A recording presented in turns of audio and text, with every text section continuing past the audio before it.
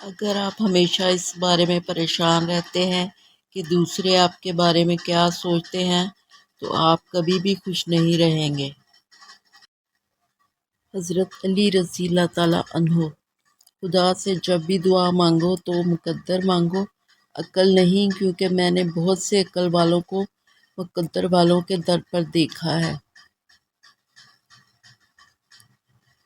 جس شخص کی خوبیوں کے اعتراف کا آپ میں حوصلہ نہیں، اس پر تنقید کا بھی کوئی حق آپ کو نہیں مل سکتا۔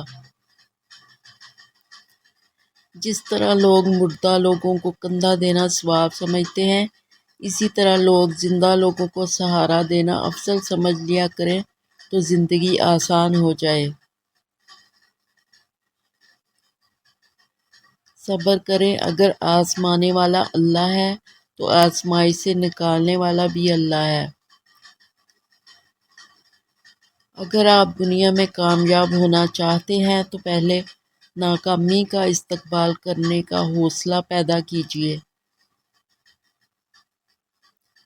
زندگی میں سب کچھ حاصل نہیں ہوتا، کسی کا کاش اور کسی کا اگر رہ جاتا ہے۔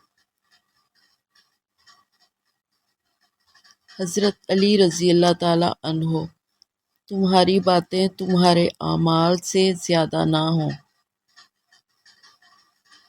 اے آتش دوزخ یوں نہ دیکھ غضب سے مجھ کو، بڑا رحیم ہے وہ جس کا گنہگار ہوں میں۔